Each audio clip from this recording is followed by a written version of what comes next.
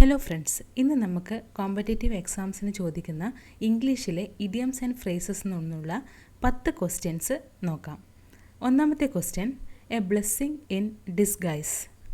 ഇവിടെ ബ്ലെസ്സിങ് എന്ന് പറയുന്നത് എന്താ? നമുക്കറിയാം, അനുഗ്രഹം അല്ലേ നല്ല കാര്യം എന്നൊക്കെ പറയാം. ഡിസ്ഗൈസ് എന്ന് വെച്ചാൽ എന്താ? മറഞ്ഞിരിക്കുന്ന എന്നൊക്കെ അർത്ഥം വരുന്നതാണ് ഡിസ്ഗൈസ് എന്ന് പറയുന്നത്. അപ്പോൾ എന്താ പറയുന്നത്? ആദ്യം നമുക്ക് മോശമായിട്ട് തോന്നും, പിന്നെ അത് നല്ലതായിട്ട് തോന്നുന്ന കാര്യങ്ങൾ, അതായത് മറിഞ്ഞിരിക്കുന്ന കാര്യം എന്തായിരിക്കും? നല്ല കാര്യമായിരിക്കും. പക്ഷേ നമുക്ക് ഒറ്റ നോട്ടത്തിൽ എന്തായിരിക്കും?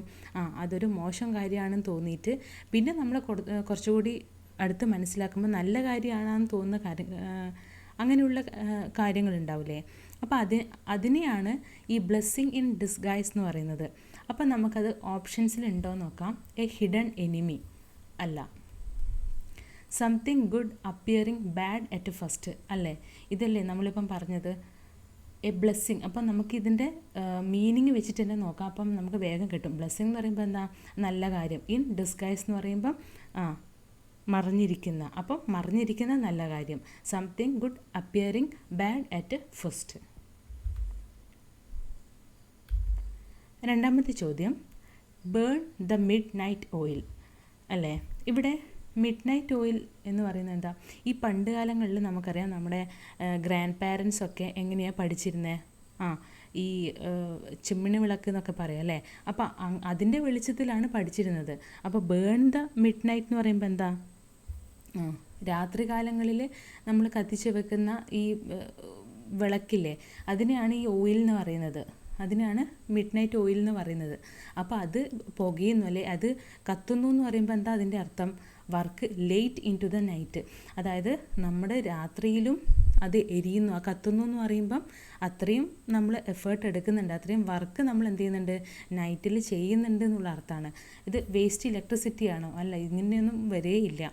സ്ലീപ്പ് ലേറ്റ് ആണോ? അല്ല. ലൈറ്റ് എ ലാമ്പ് ആണോ? അല്ല. അപ്പോൾ സി ആണ് ആൻസർ. മൂന്നാമത്തെ ചോദ്യം, hit the nail on the head. ഇവിടെ നമുക്കറിയാം, നെയിൽ എന്ന് വെച്ചാൽ എന്താ? ആണി എന്ന അർത്ഥം അല്ലേ? ഓൺ ദ ഹെഡ്, അതായത് ഈ നെയിലിൻ്റെ ഹെഡിനാണ് പറയുന്നത്. അപ്പോൾ നമ്മൾ ഈ ആണിയിൽ ഇങ്ങനെ ഹാമർ വെച്ച് അടിക്കുമ്പം കൃത്യമായിട്ട് ആ നെയിലിൻ്റെ ഹെഡ് തന്നെ കൊള്ളുന്നുണ്ടെങ്കിൽ നമുക്കെന്ത് പറയാം? അത് അത്രയും പെർഫെക്റ്റ് ആയിട്ട് അല്ലേ, അത്രയും കറക്റ്റായിട്ട് നമ്മൾ ചെയ്തു എന്ന് പറയാം അല്ലേ? അപ്പോൾ നമുക്കിതിൻ്റെ ഓപ്ഷൻ നോക്കാം. മിസ് ദ പോയിൻ്റ് അല്ല. ഹേർട്ട് സംവൺ അല്ല.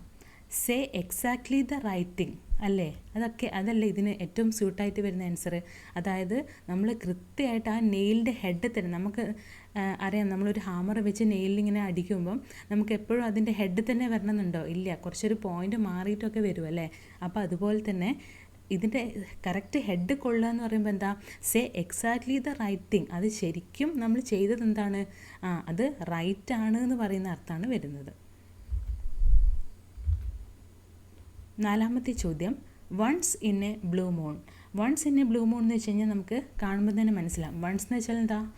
റെയറായിട്ട് വരുന്നത് അല്ലേ, എപ്പോഴെങ്കിലും വരുന്നത്, അതിൻ്റെ അർത്ഥം അതല്ലേ അതിന് വൺസ് എന്ന്, അങ്ങനെയല്ലേ വൺസ് എന്ന് പറയുന്നത്. അപ്പോൾ എന്താ? ഇതിൻ്റെ ഓപ്ഷൻസ് തന്നെ കാണുമ്പോൾ നമുക്ക് മനസ്സിലാവും. എവരി മന്ത് ആണോ? അല്ല. അറ്റ് നൈറ്റ് ആണോ? അല്ല. അൺഎക്സ്പെക്ട്ലി ആണോ? അല്ല. അപ്പോൾ എന്താ? Very rarely. അഞ്ചാമത്തെ ചോദ്യം, സ്പിൽ ദ ബീൻസ് അല്ലേ? ഇവിടെ ബീൻസ് എന്ന് വെച്ചാൽ എന്താ? നമ്മുടെ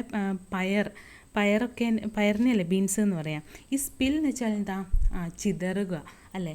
നമുക്കറിയാം, ഈ പയറിൻ്റെ ഉള്ളിലല്ലേ ഈ പയറിൻ്റെ ചെറിയ എന്താ പറയുക, അതിൻ്റെ സീഡ് പോലത്തെ ഒരു കുരു ഉണ്ടാവില്ലേ, പയറിൻ്റെ കുരു ഉണ്ടാവില്ലേ? അതെങ്ങനെയാണ്? പയറിൻ്റെ ഉള്ളിലല്ലേ ഉണ്ടാവുക. അപ്പോൾ അത് എന്ത് ചെയ്തു? ഉള്ളിലുള്ള ആ കുരുവിനെ എന്ത് ചെയ്തു? ചിതറി അല്ലെങ്കിൽ അതിനിങ്ങനെ പുറത്തെടുത്തു എന്നൊക്കെ പറയുമ്പോൾ എന്താ അതിനർത്ഥം? അത്രയും കവറാക്കി വെച്ച ആ പയറിൻ്റെ ഉള്ളിലെ കുരുവിനെ എന്ത് ചെയ്തു? പുറത്തെടുത്ത് ചിതറി എന്ന് പറയുമ്പം എന്താ അതിനർത്ഥം വരിക? നമുക്ക് നോക്കാം. കുക്ക് ഫുഡ് അല്ല. മേക്ക് എ മെസ് അല്ല. റിവീൽ എ സീക്രട്ട് അല്ലേ? ഇതല്ലേ ഇതിന് ഏറ്റവും സ്യൂട്ടായിട്ട് വരുന്നത്? നോക്കിയേ, റിവീൽ എ സീക്രട്ട് എന്ന് പറയുമ്പം അത്രയും നമ്മൾ സീക്രട്ടായിട്ട് ആ പയറിൻ്റെ ഉള്ളിലെ കുരുവാണ് ഉണ്ടായിരുന്നത് അല്ലേ? അത് സ്പിൽ ചെയ്തു എന്ന് പറയുമ്പോൾ എന്താ? അത്രയും നമ്മൾ സീക്രട്ടാക്കി വെച്ചൊരു സാധനത്തിനെ റിവീൽ ചെയ്തു എന്ന അർത്ഥം വരിക. ആറാമത്തെ question, call it a day. അതായത് ഇതിനെക്കുറിച്ച് പറയുകയാണെങ്കിൽ ഈ പണ്ട് കാലങ്ങളിൽ നമുക്കറിയാം ഭയങ്കരമായിട്ട് പണിയെടുക്കുന്ന ഒരു എന്താണ് നമ്മുടെ ഗ്രാൻഡ് പാരൻസൊക്കെ ഭയങ്കരമായിട്ട് പണിയെടുത്ത് അങ്ങനെയുള്ളൊരു ജനറേഷനായിരുന്നു അവരെ. അപ്പോൾ ആ സമയങ്ങളിൽ ഈ പണിയെടുത്ത ശേഷം അവരിപ്പം എന്താ പറയുക, അത്രയും ടയേർഡായതിനു ശേഷം അവരെന്ത് പറയും, ഇന്നത്തേക്ക് ഇത് മതി, ഇത് നിർത്താം എന്ന് പറയുന്നില്ലേ. അങ്ങനെ പറയുന്നതിനെയാണ്, അങ്ങനെ ആ ഒരു ഈ കാര്യത്തിൽ നിന്ന് വന്ന ഒരു ഇഡിയംസ് ആൻഡ് ഫ്രേസാണ് കോൾ ഇറ്റ് എ ഡേ എന്ന് പറയുന്നത്. അതായത് നമ്മൾ അത്രയും പണിയെടുത്തതിന് ശേഷം നമ്മൾ പറഞ്ഞ് ഇന്നിത് മതിയാക്കാം, ഇത് മതി, ഇന്ന് ഇത്ര മതി എന്നൊക്കെ നമ്മൾ പറയുന്ന ആ രീതിക്ക് പറയുന്നതാണ് അത്. അപ്പോൾ ഇതിലേതാ സ്യൂട്ടായിട്ട് വരുന്നത് നോക്കാം. സ്റ്റോപ്പ് വർക്കിംഗ് ശരിയാണ്. സെലിബ്രേറ്റ് ആണോ? അല്ല. സ്റ്റാർട്ട് എ ജേണി അല്ല. സ്ലീപ്പ് ഓൾ ഡേ അല്ല. അപ്പോൾ എന്താ ആൻസർ? ഓപ്ഷൻ എ ആണ് വരുന്നത്. 7ാമത്തെ ചോദ്യം, under the weather. Under the weather നമുക്കറിയാം, ഞാൻ ഇത് കറക്റ്റ് ഇതിൻ്റേതായിട്ടുള്ളൊരു ആൻസർ അല്ല, പക്ഷെ നമുക്ക് ഈ ഒരു ഫ്രേസ് കാണുമ്പം നമുക്ക് പെട്ടെന്ന് ഒരു മനസ്സിലാക്കാൻ വേണ്ടിയിട്ട് ഞാൻ പറഞ്ഞിരുന്നതാണ്. ഈ വെതർ എന്ന് പറയുമ്പോൾ നമുക്ക് എന്താകാം, മഴ ആലോചിക്കാം. മഴ, അതായത് മഴേൻ്റെ അണ്ടറിൽ എന്ന് പറയുമ്പോൾ എന്താ, നമുക്ക് മഴ കൊണ്ടു കഴിഞ്ഞാൽ നമുക്ക് എന്ത് വരും, പനി വരും അല്ലേ. അപ്പോൾ എന്താ, ഫീലിംഗ് സിക്ക്. നമുക്ക് അങ്ങനെ ആ ഒരു രീതിയിൽ ആലോചിക്കുക. ഇത് കൃത്യമായിട്ട് ഇതിൻ്റെ ഒരു എന്താ പറയുക, ഇതെല്ലാം ഞാൻ പറയുന്നത്, പക്ഷെ നമുക്ക് മനസ്സിലാക്കാൻ വേണ്ടി, ഈസിയായിട്ട് മനസ്സിലാക്കാൻ വേണ്ടി ഞാൻ പറഞ്ഞതാണ്. അണ്ടർ ദ വെതർ എന്ന് പറയുമ്പം നമ്മൾ മഴ കൊള്ളുന്നു, മഴ കൊണ്ടു കഴിഞ്ഞാൽ നമുക്ക് എന്താവും, ഫീലിംഗ് സിക്കാവും. 8ാമത്തെ ക്വസ്റ്റ്യൻ, ബ്രേക്ക് ദ ഐസ്. ഇതിലും നമുക്ക് പറയുകയാണെങ്കിൽ ഈ പണ്ട് കാലങ്ങളിൽ ഈ നദികളിലും അതുപോലെ തന്നെ കടലിലൊക്കെ എന്താവും, ഈ ഐസ് കട്ടകളിങ്ങനെ കുന്നുകൂടി കിടക്കുമായിരുന്നു. അപ്പോൾ ഈ ബോട്ട് കൊണ്ട് ആൾക്കാർക്ക് ബോട്ടിൽ യാത്ര ചെയ്യാൻ ബുദ്ധിമുട്ട് വരുമ്പം അവരെന്ത് ചെയ്യും, ആ ഐസ് ബ്രേക്ക് ചെയ്തിട്ടൊരു വഴി ഉണ്ടാക്കും. അപ്പം അതുപോലെ തന്നെ നമ്മളെന്താ, ഒരു പുതിയ സ്ഥലത്തോ പുതിയ ആളുകളൊക്കെ ഉണ്ടാകുമ്പോൾ നമുക്കൊരു ഓക്വേർഡ് ഫീൽ ഉണ്ടാവൂലേ. അപ്പം അത് മാറ്റാൻ വേണ്ടി നമ്മൾ എന്ത് ചെയ്യും, ഒരു കോൺവെർസേഷൻ സ്റ്റാർട്ട് ചെയ്യും. അതിനെയാണ് ശരിക്കും അതാണ് ഇതിൻ്റെ അർത്ഥം. അങ്ങനെയാണ് ഇത് വരുന്നത്. ബ്രേക്ക് ദ ഐസ് എന്ന് പറയുന്നത് അങ്ങനെയാണ്. അപ്പോൾ സ്റ്റാർട്ട് എ കോൺവെർസേഷൻ, അതായത് ഒരു ഐസ് ബ്രേക്ക് ചെയ്ത് നമ്മൾ എന്ത് ചെയ്യുക, ഒരു കോൺവെർസേഷൻ സ്റ്റാർട്ട് ചെയ്യാൻ വേണ്ടിയിട്ട്, ആ ഒരു ഓക്വേർഡ് ഫീല് നമുക്ക് പോകാൻ വേണ്ടിയിട്ട് നമ്മൾ എന്ത് ചെയ്യും, ഒരു കോൺവെർസേഷൻ സ്റ്റാർട്ട് ചെയ്യും. അപ്പോൾ എന്ത് ചെയ്യാം, ഇതിൻ്റെ ആൻസർ എ ആണ് വരുന്നത്.